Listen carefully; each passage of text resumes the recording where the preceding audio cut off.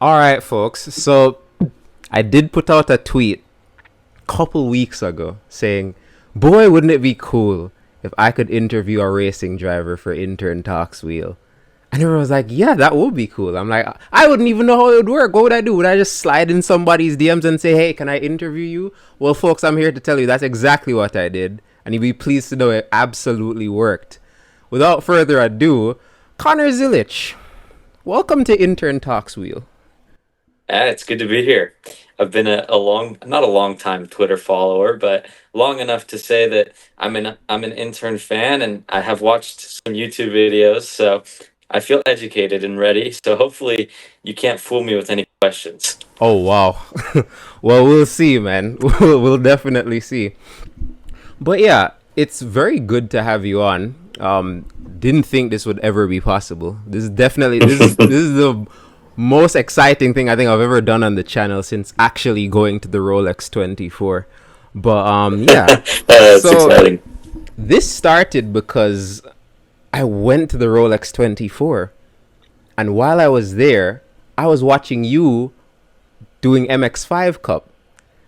And it's kind of embarrassing to admit this, but while I was watching the MX5 race, I'm like, "Wow, he almost won. Darn.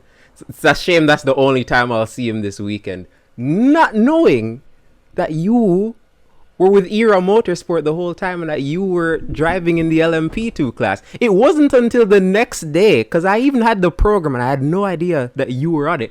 It's not until the next day during the dying hours of the race, Fifth Gear, who you know, tweeted, "Man, look at this awesome battle between Connor Zilisch and Malte Jacobs." And I'm like, "What do you mean, Connor Zilisch?" I thought it was only an MX5 Cup. So yeah, and from there, I learned about your career and I made that video that you ended up seeing, and that's kind of how the two of us know one another. But to get this interview off right, let's go back to the beginning. You obviously are a racing driver and a pretty good one. But where did the interest in racing come from? Were you a young fan that watched racing, or was it just something that you thought, something you just tried out, like, who was it, Jake Hughes? Just randomly tried karting when was good at it. How did it start out?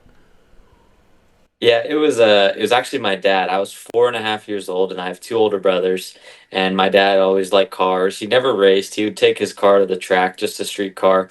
And my soccer coach actually recommended that he ought to buy us go karts since he knew that my dad was going to the track, and he should buy us go karts and let us try racing go karts. So my dad did. He bought me and my two older brothers go karts, and I was 4.5 years old driving this go kart just like a little baby, and I fell in love with it quickly. And what turned from going to the racetrack every weekend to just running laps, and then I started racing at that racetrack locally, and then I started traveling from North Carolina to Florida to race, and things continue to snowball, and now here I am today chasing a professional racing career. And it's changed quite a bit from when I started, but still the passion is the same. And it's been exciting to say the least, the journey I've had, and well beyond my expectations, especially this year.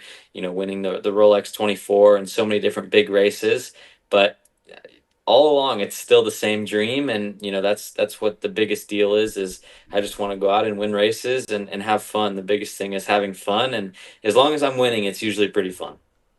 Love that. And so we go to karting, which is obviously where you had your start, and you'd been doing it for a very long time. When I was trying to look up things about you, there are a lot of karting videos that came up. So you're quite the karting sensation. And I know it's starting to become a trend because Brent Cruz, who is another driver that I'm mutuals with, that's also how he made his start. He was doing karting and he even raced against guys like Kimi Antonelli, who's in contention for a Formula One seat right now. But you started go karting when you were 5, and it was something you did for like 10 years. How did you transition from just being an average karter to somebody that was a professional at go karting? Yeah, it really changed for me in 2017. I was pretty much racing around the East Coast of America, and just Pretty nothing crazy, but I was running some national races and I ended up winning a championship in America that gave me the chance to go race in Italy for the first time. So I won a ticket to go race in Italy, and I went to Italy expecting to hopefully make like the A main, the top feature, and I showed up, and there was 164 kids in my class, and 34 made the A main, and I ended up winning the whole event, and that was the Mini Rock World Championship in 2017, and that's kind of when I realized that maybe I have a chance at making a career out of the sport. And that was kind of the start of it all, and where it began to kind of take a serious step. And I started going back to Europe a lot more and racing in Europe. And it's funny you named Kimmy, because I raced against him a lot in my time in Europe, and he came to America and ran some of the bigger races in America. Was incredibly good. He's one probably the best driver I've ever raced against. So hopefully he does get that F1 seat and he can prove people wrong. But yeah, I've grown up racing with Brent for over probably 10 years, around 10 years now, and he's one of my best friends. But on the track we still have a fierce competition, and it's always a good time racing against him. Right, love that. And from there, when you went to Europe, you eventually in 2020 you became the CIK FIA karting champion, right? And that was at the Yeah, point, it yeah. was a historic thing for you because you were the first American to win that championship. And it's not just some random karting championship, like it's not something that some random guy could win. We have names like guys like Richard Verschoor, who's in Formula 2 right now, Charles Leclerc, who we all know is one of the best drivers in Formula 1 right now. It has some prestige to it. So when you got to that championship, what what was next for you? Did you actually think you were gonna go on the path of the open wheel ladder, maybe go to Formula 4, Formula 3, try and climb the F1 ladder? Or were you focused more on trying to make a name for yourself in America? Yeah, at that time I was open to definitely trying something in Europe, and I wanted to, my dream was always to race F1, but it never really came about, and I never had any opportunities. And whenever we'd ask teams, how much is it going to cost to go race for a season, the number was always way too high, and my dad was never, one that wanted to spend that much money to go racing. And so that's kind of when I came back to America, and I was just going to race some Miata races for a couple years before I went to college. And then when I went to college, I was going to kind of throw in the towel on racing and kind of move on with a normal life. But I met some people. One, Kevin Harvick, who helped me get my first opportunity in a stock car in America, and also winning the Mazda scholarship gave me the chance to race on the IMSA side, and I was able to race MX5 Cup through that. And just opportunities here and there from certain people that gave me the chance to make the jump into professional car racing. And that's kind of what led me into racing so many different vehicles. Is I just took the opportunities that I had, right? I didn't have that many opportunities. So racing 7 MX5 Cup races, and then I did some Trans Am races in 2022. And it's kind of just one thing led to another. And all of a sudden I was racing every weekend in different cars. And it's been a wild journey, but one that I'm very grateful for, because I never thought I would get to this point. Right. And we go from karting rather to MX5s, and that's not just something you use as a stepping stone to get where you are, but something you still do to this day, right? But walk me through, because I believe it was SCCA, that was the first kind of Miata championship or racing series that you had gone through in. And when I was looking up some more videos of you just to get myself a bit more refreshed on your career, I even found this old video. I don't know if it was I think it's your dad. I think your dad has like an old YouTube channel of you. And there's this video of you from like 2018 driving a Shelby Mustang around the track. And you were very small. What was that about before we even get into the MX5 stuff? Yeah, that was my dad's street car, and that was the first time I ever drove a race car. I'd raced go-karts for a long time, and I had success in go-karts, but I was 12 years old, and someone had rented the track in South Carolina, and we went down there. We didn't have we had my brother's car at the time, but I didn't fit in it, so I had to drive my dad's street car where we could move the seat all the way forward. And I was able to see over the steering wheel, and he let me run a few laps and took a video from the passenger seat. It was a manual, and I barely knew how to drive manual. I could upshift, but downshifting and rev matching was a bit of a struggle. But yeah, that was my first time ever in a race car. I can't believe it's already been 6 years. It wasn't even a race car; it was a street car. But my first time ever driving a car on a racetrack, and it's crazy to think that was 6 years ago. Wow. All right. And so from there, we get to MX5s. And you were in MX5 for a while doing SCCAs. And from there, you continued to move up the MX5 ranks and you eventually got that scholarship. How important was that MX5 scholarship to get you to where you are today as a racing driver?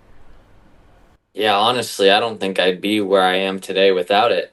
It gave me my first opportunity to go professional racing, and that $110,000 we got for the entire season for the next year. And my dad, he obviously is super supportive, and he gave me all I could ever ask for in go-karts. But when it came to racing cars, and teams are asking for 20, 30 thousand dollars a weekend to go racing, it was just not possible for us. So I'm glad that I was able to get that scholarship and was able to go race for a full season in the MX5 Cup. And that I ended up winning 4 races that year, and that allowed me to run some more the year following, and gave me some opportunities in Trans Am and other series outside of that, and that kind of just propelled my career to the next level. And I still go back and race MX5 Cup today just because of how fun it is. I'm sure you watch the races and see it, but it's so much fun as a driver. Even though the cars are honestly slow, the racing is just so fun, and it keeps bringing me back. Yeah, I realize it does keep bringing you back because I'll never forget after Daytona this year, you tweeted, "Listen, man, I'm not gonna stop coming here until I win this Daytona race specifically." And I'm like, is the MX5 Cup race at Daytona going to be to you what the Daytona 500 was to Dale Earnhardt? Are we gonna be here in 2044 saying 20 years of trying Connor Zilisch wins MX5 at Daytona? How hard? I don't Because know. when you watch the races, it's easy to see why it's so difficult to win. Because even though it takes skill, it's also kind of a lottery. Yes. Yeah, 100%. It's the toughest race to win for that reason. Well, I mean, it is the toughest race to win, but who knows? Maybe Martinsville will be harder. Yeah. I actually can't race at Martinsville because I'm running Homestead in the Xfinity car and the truck that weekend, because it's not on the NASCAR weekend. So Yeah. I'm running the week. It's the weekend before, Yeah. and I'll be in Homestead. So I can't even. It's like my perfect race. My Yeah. car, oval track, and I can't even do it.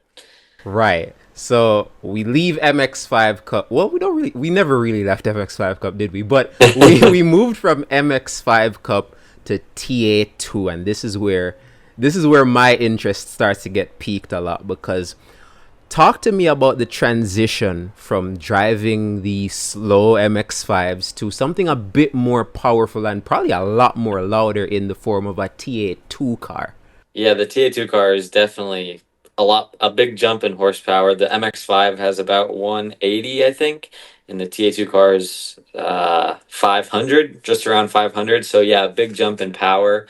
But honestly, they, as different as they are, they handle in a way similar. It's still a race car, right? And you still have to find the limit of the race car and put it on the limit, but it's so much fun to drive. You just have to hustle them so hard, and there's no saving tires in the race. It's 100% qualifying laps every lap, and that's something I enjoy about it is you can just go out and run as fast as you can for the whole race, and the fastest guy generally wins, but you also can race in them as well. It's not like NASCAR's where there's a lot of aero and you can't pass. It's super good racing, and you can't use the bumper because if you hit someone, you get a hole in your nose. So it's usually pretty clean, which makes for some good racing. And I always enjoy racing TA2 cars just because of how hard you have to drive them, and the driver is so dependent on how fast the car goes. Whereas in other series, the car may be more important. I feel like in that series, you can make your car fast by driving it harder than other people. I guess where I want this to segue now is I want to talk to you about the Nashville drive because that to me is probably your finest hour in a TA2 car. You had the qualifying You had pole, I believe, and then you got disqualified. You had to start from the back. Very tight, twisty track. And when you're watching Nashville, and I'm just watching you go through those cars, it brings me back to Colton Herta, the first time IndyCar went to Nashville, and he got shuffled back, and he was making a beeline for Marcus Ericsson. What was that drive like for you, going right from the back to getting all the way to P1 and winning that race? Yeah, that was a special win for me. That was so cool. And to win with that many fans, that's probably the most fans a TA2 race will ever get because of the IndyCar race there and how big the city is. So that was one that I really wanted to win. And after qualifying, I was dejected because we got disqualified for something so minor.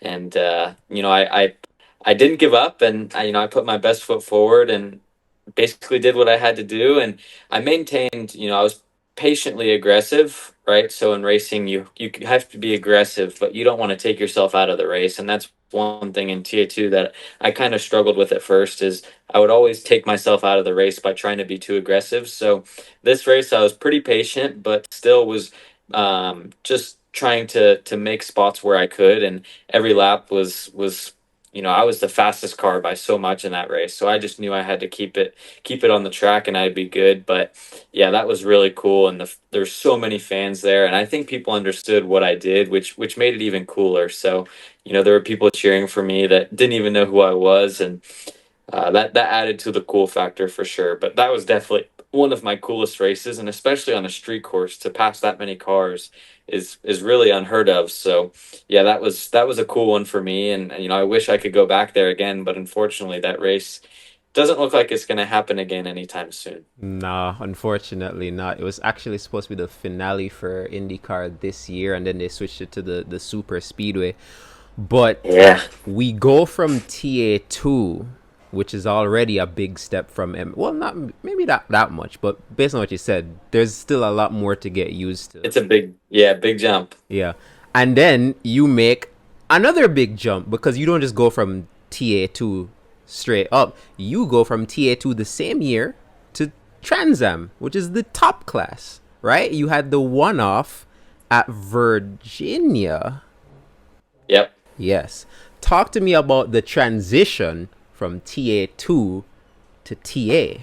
Yeah, TA cars are, I tell people, the most beastly car you can ever drive. They have 900 horsepower. It's like an open car. It's the fastest closed roof car there is, other than like a Batmobile. But outside of a Batmobile, it's about as fast as you can get. And that race was really cool for me. I wish that there was more younger competition, and I'd like to see a NASCAR field of TA cars just to see how it would be, because those cars are so much fun to drive, and I wish everyone got the chance to drive those just to feel it. But yeah, that race was really cool, going to VIR and winning both the TA2 race and the TA race on the same weekend, and getting the chance to race against what is now my team owner in Justin Marks and be teammates with him. That was really cool as well. So yeah, to go out and win my first TA race by a large margin was definitely a statement, and one that I can be proud of. But the most fun part for me was just getting the opportunity to drive a car with 900 horsepower. The second most horsepower I've ever had in a race car is 500, I think. So almost double anything I've ever driven still to this point, other than an ARCA car, but those are heavy, so that doesn't count. But the TA car is an absolute beast, and downforce, low weight, high horsepower. It's everything you can ask for. So hopefully I'll get the chance to drive one of those again, because it was just an absolute blast. But if that's the only time, at least I went off on a good note and won the race. It's funny you do mention that, because when you look up Trans Am, first of all, whenever you try to look up anything Trans Am related on the internet, they keep showing you the Pontiac, and I'm like, The no, car. I meant the series. But when you actually do find stuff about the series, when you look at what Trans Am was back in like the 70s and 80s, it was it was a pretty popular motorsport. They used to go to a lot of street tracks around America, and it was quite big. And I remember when I was talking to Brent, I was telling him, man, it would be so cool if Trans Am had that still, if it still had that core fan base, Yeah. because the cars looks like, especially the Camaro, the Mustang, the Challenger, They all just look so good. Before you even hear and see them move, just looking at them, they look so badass, you know? So Yeah. and I must say, I've gotten into Trans Am thanks to you and your drives, and it's genuinely something I enjoy watching. However, that's road racing, and I feel like everything we've spoke about to this point has been road racing. But you're on the NASCAR ladder now, and everybody knows when it comes to NASCAR, it means ovals. Walk me through your first experience on an oval, and was it particularly hard seeing that you were a road racer and you had to just get used to turning in one direction a lot? Yeah, my first race was in 2022. I raced a late model in North Carolina, and it was obviously a little bit different, but honestly for me the jump was not as big as I think maybe from someone that would go from an oval to a road course. I think the jump from road course to oval is a little bit smaller because on road courses you get accustomed to so many different types of corners, and then you go on an oval and you only have to learn two. So it's a lot easier, I feel like, to go from road course to oval. And I actually won my very first late model race. It was at Orange County Speedway in North Carolina, and it was in a pro late model. But that was big for me and my confidence because, obviously going into it, it was a lot of question marks from the people around me and even me and my confidence in myself. So to go out and win my very first oval race was definitely a boost in confidence and kind of told me that I can do this, and I can make a career out of racing and turning left. So since then, yeah, it's been a learning curve for sure. Racing ARCA and all the different kinds of late models and the big tracks and the small tracks and everything in between. It's been a big learning curve for sure, but I feel like I've done a good job kind of getting used to it over the past 2 years. But still, I have a lot to learn. I'm not old enough to race. Well, I will be soon, but I'm not old enough to race on tracks longer than a mile and a third yet in NASCAR. And once I turn 18, I'll have some races this year later in the year, and I'll be able to get the chance to do that. So I'm excited for that, but for now, I need to keep working on what I'm doing. But so far this year, it's been good. So if I can keep that up, I think all will be okay.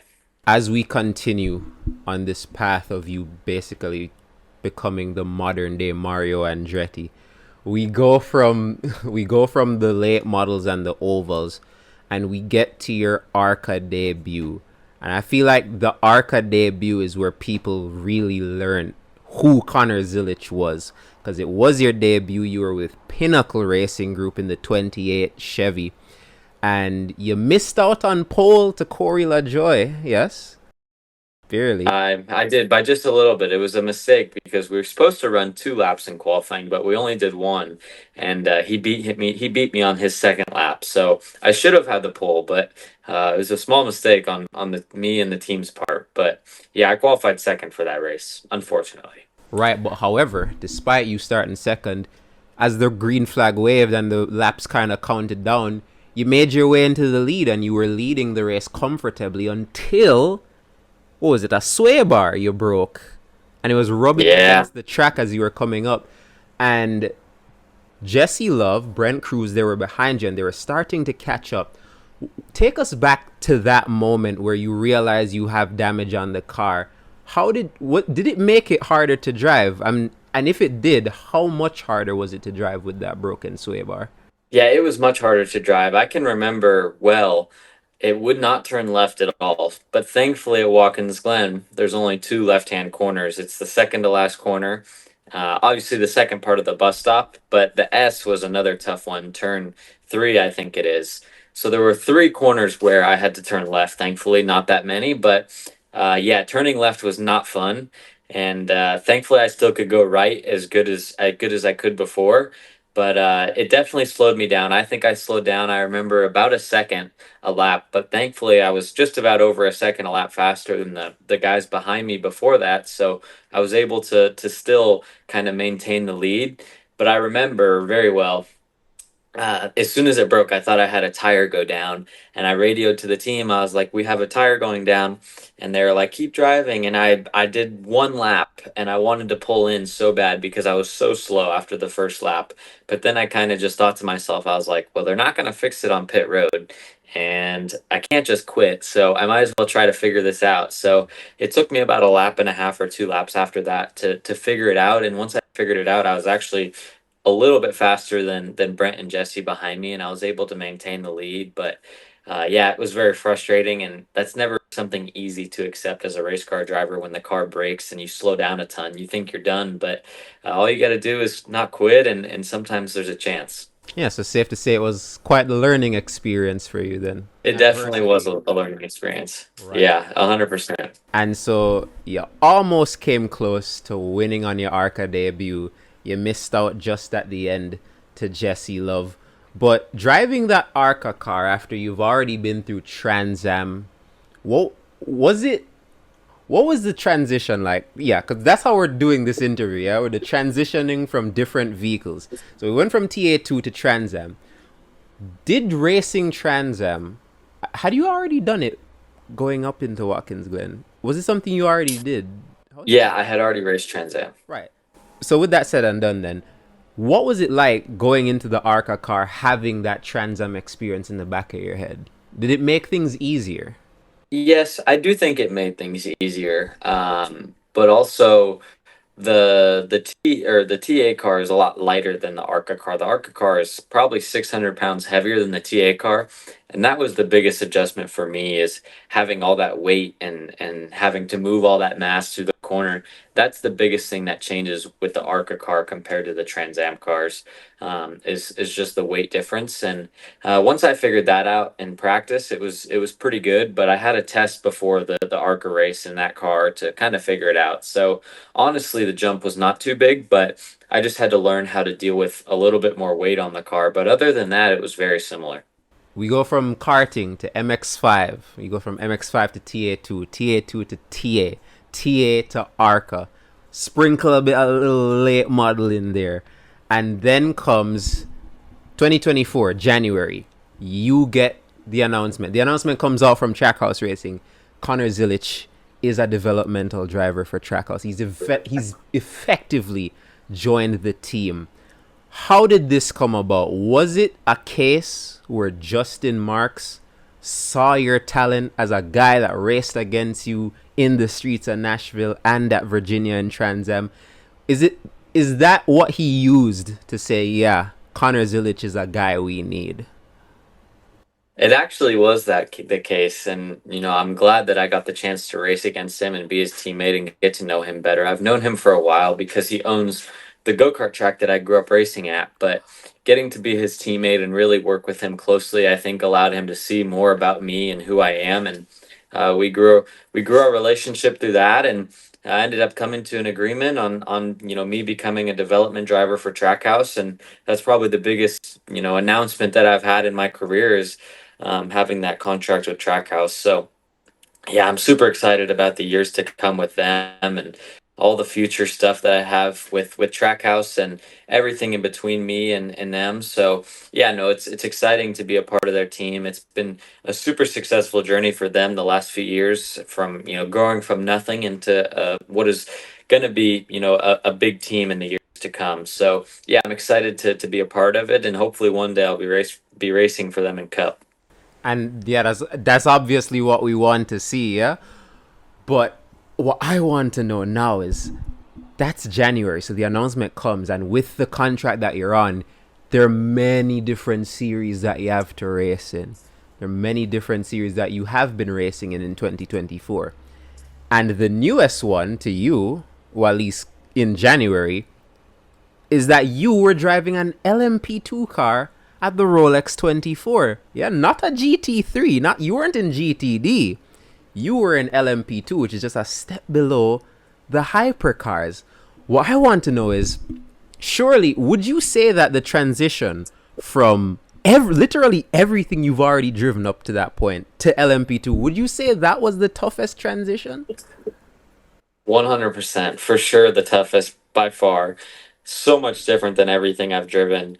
You think the TA2 cars with the wings have downforce, and the TA car with the dive planes has downforce, and then you get in an LMP2 car, and the thing is glued to the ground. It's crazy how much grip those cars have, but it makes it so much fun to drive, and they're so light with quite a bit of power, not as much as they used to have, which is a little bit sad, but still enough power to be really fast. And those cars are just incredible to drive, so much fun. And when you're driving them, you feel like you're defying physics, which I can't imagine what F1 drivers feel driving with all that downforce. But the LMP2 car was a big jump for me, but one that I was able to thankfully figure out pretty quickly. And now I have a Rolex because of it.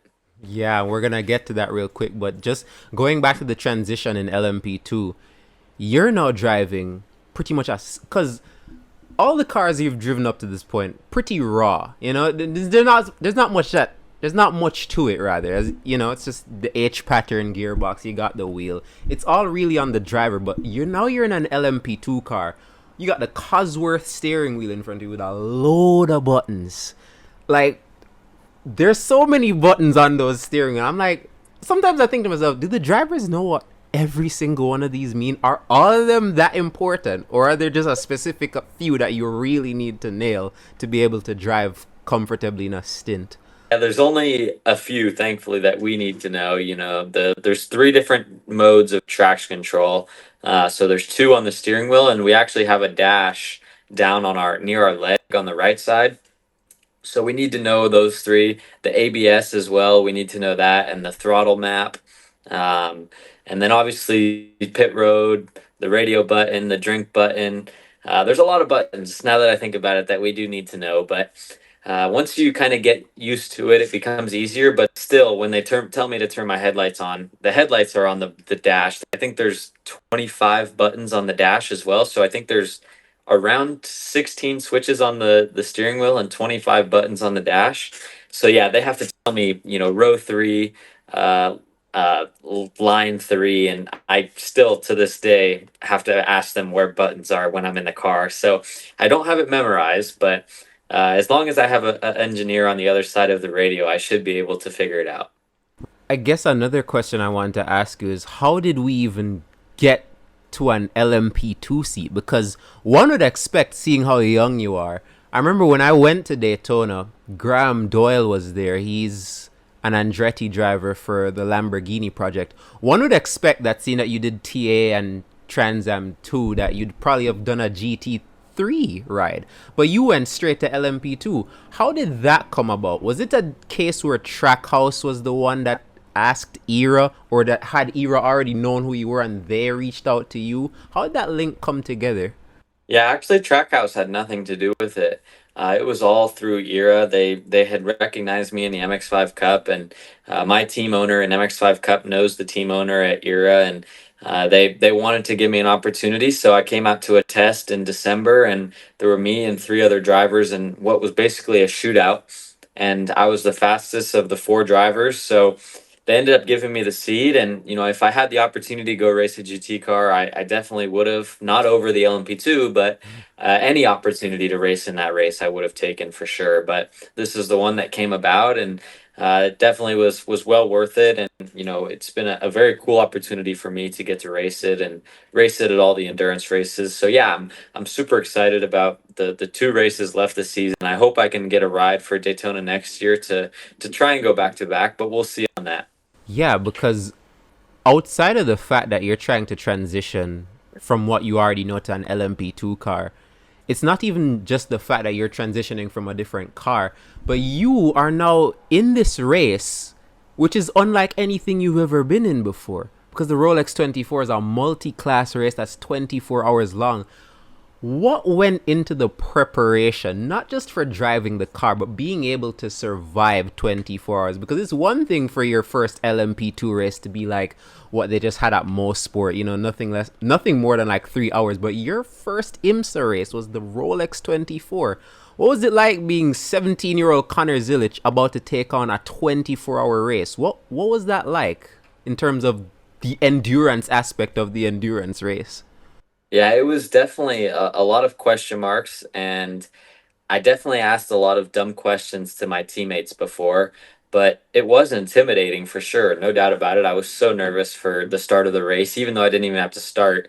But just being in that position where you have so much, we've put over 10 days of testing in prior to this race, and all of it is, comes down to the race. So yeah, it's definitely stressful, but at the same time, it's my first time racing in such a prestigious event that I had been watching for so many years. So at the same time, with it being stressful and intimidating, I had to just take it in and enjoy it, because at the end of the day, I'm a 17-year-old getting a chance to race in the Rolex 24. It's been a dream of mine for a long time. So I let the nerves get aside and just tried to enjoy myself. And I think that allowed me to go out and succeed and be successful, because I didn't have so much nerves on myself. I just wanted to go out and have fun.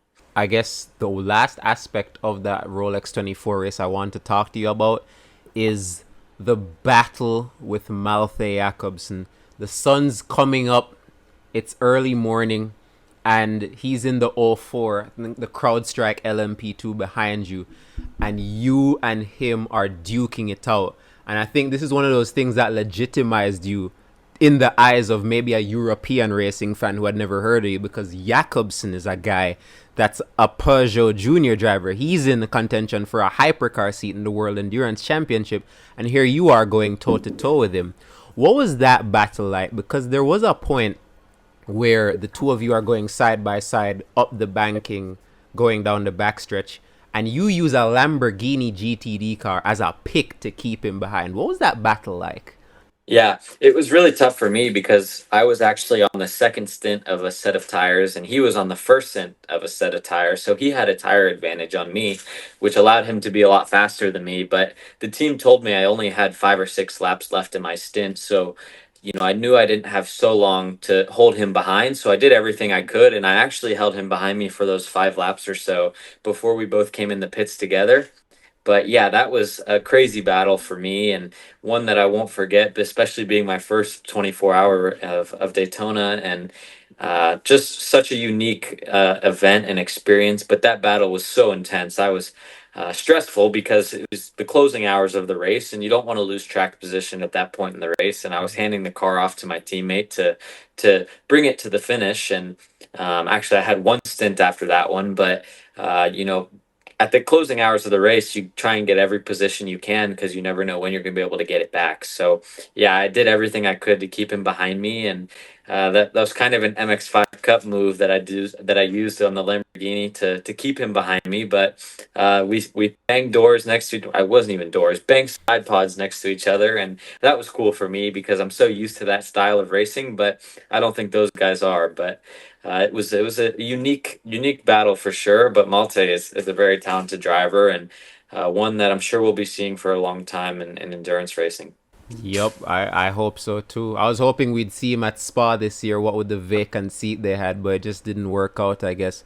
But on one mini question before we get into you actually winning the race and all of the epicness that came with it.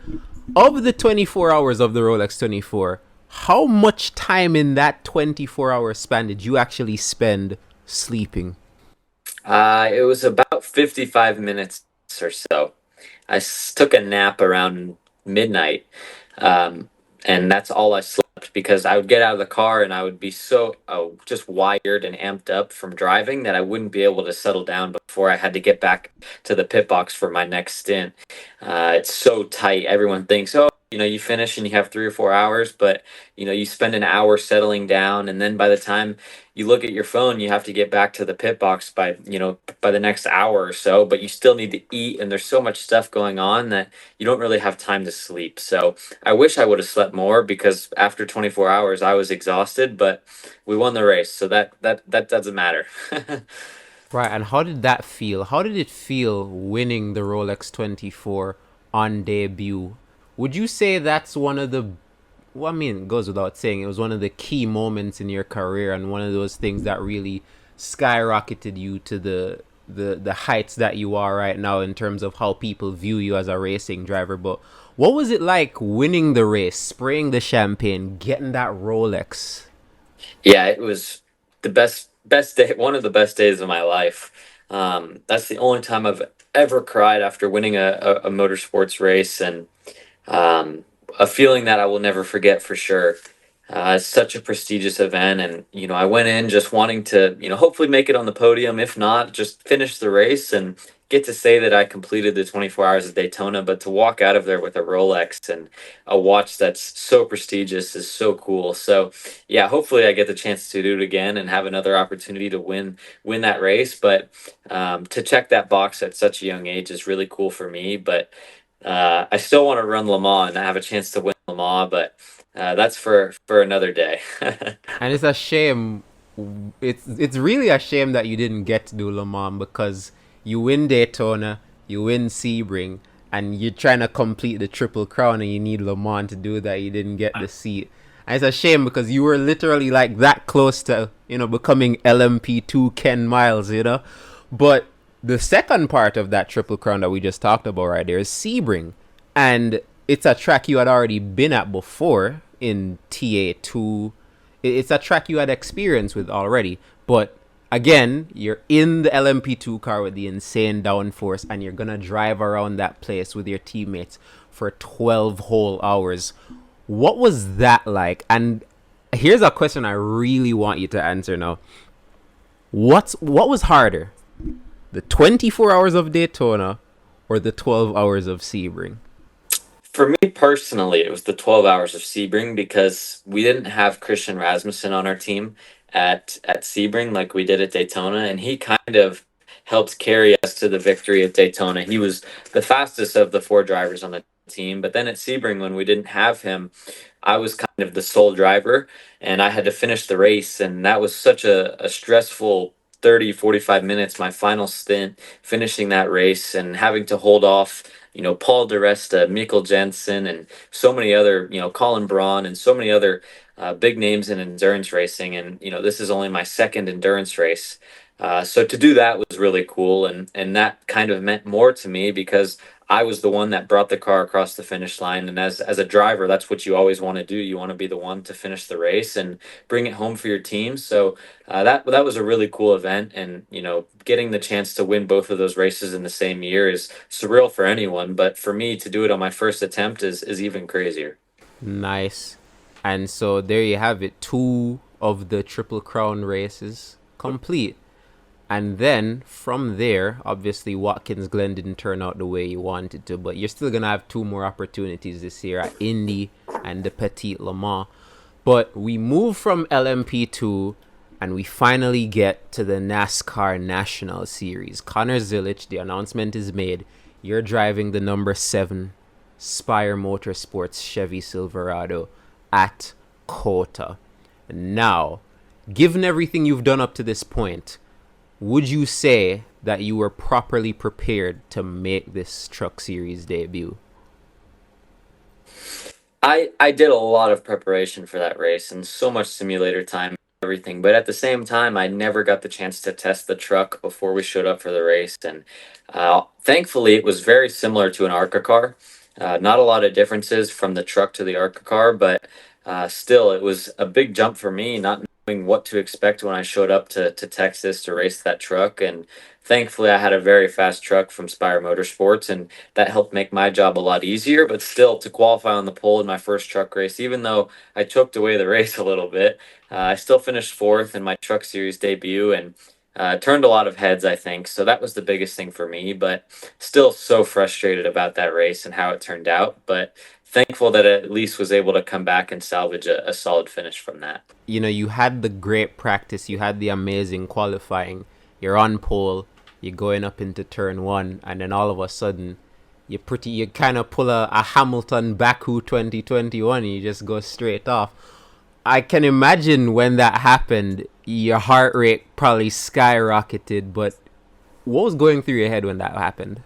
Yeah, it was all frustration. Just I couldn't even understand what I just did. So, but honestly, at the same time, and you still have a long race left ahead of you, and I knew how fast I was, so I knew that there was still a chance I could get back up to the front. And if it weren't for a few mistakes, I still think I could have won the race. But still glad that I was able to come back and finish fourth. It's nothing to be too mad about. Although when you can win a race and you're so fast and you don't, it's frustrating. But still, I had a good day. I learned a lot and learned a lot of lessons, and that's the biggest thing as a racing driver at my age. You just need to continue to learn and be better at every race.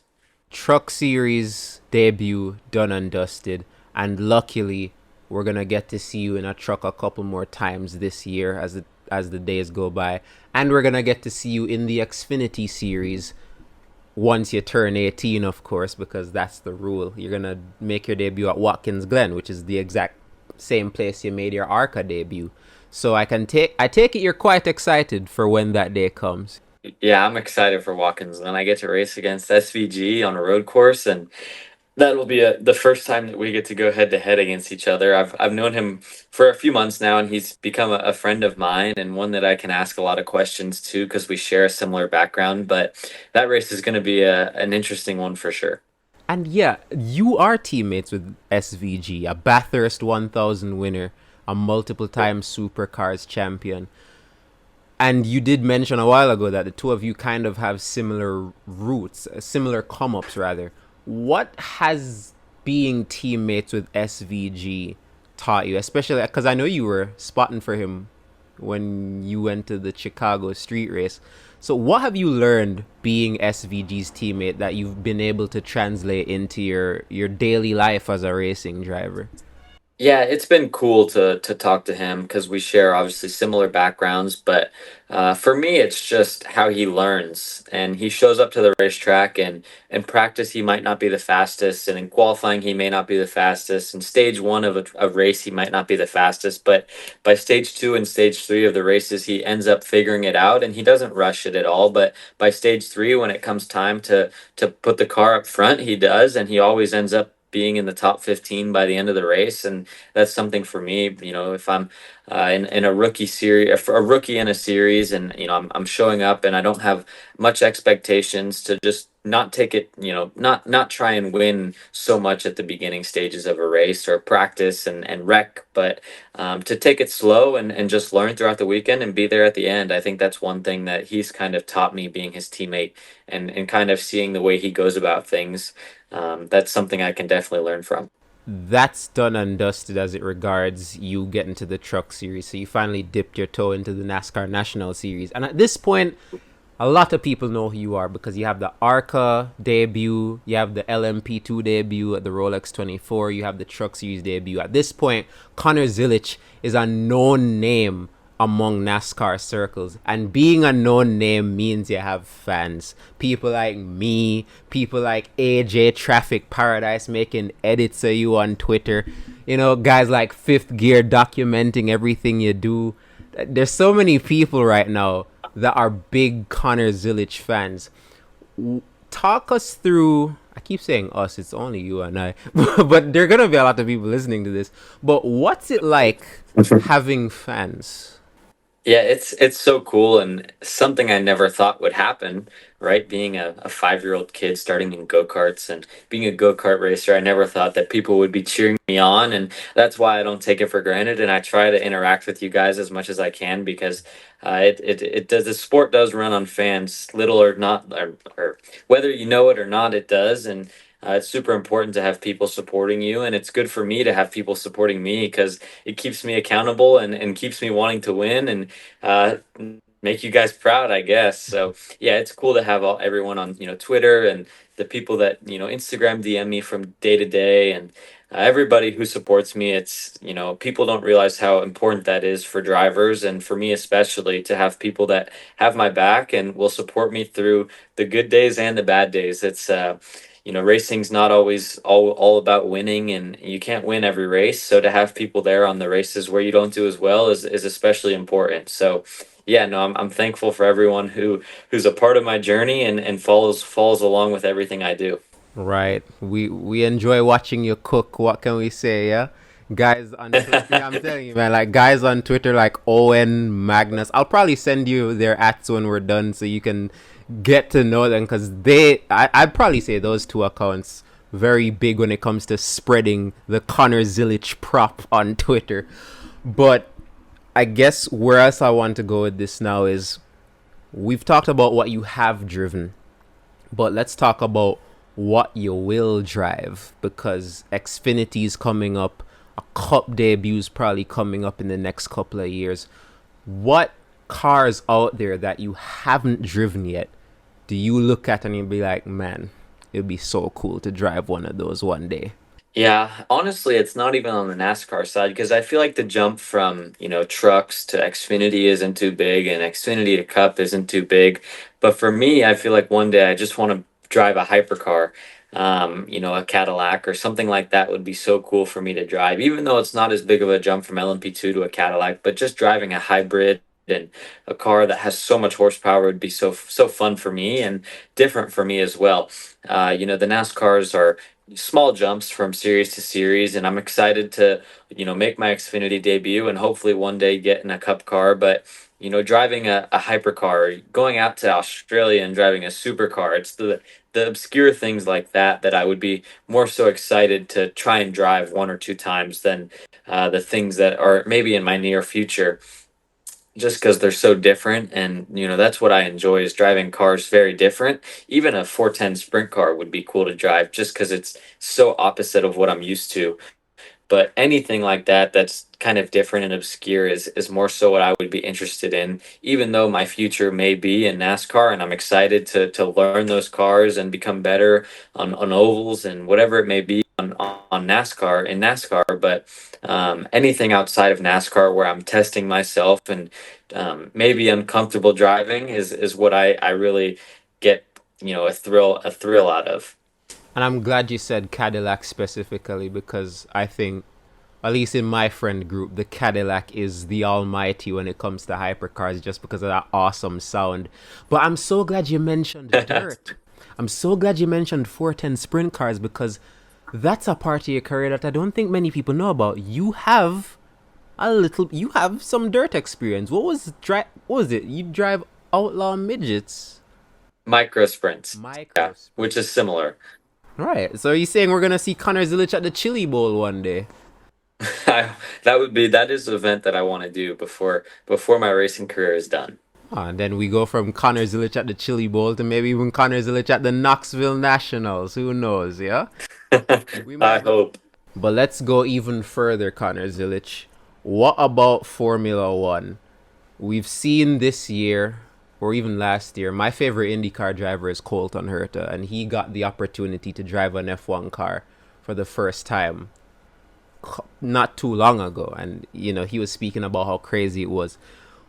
If you got the opportunity, I know you're a guy that would definitely take it on, but if it was presented to you, would you take it in terms of testing a Formula One car? I'd imagine the answer is yes.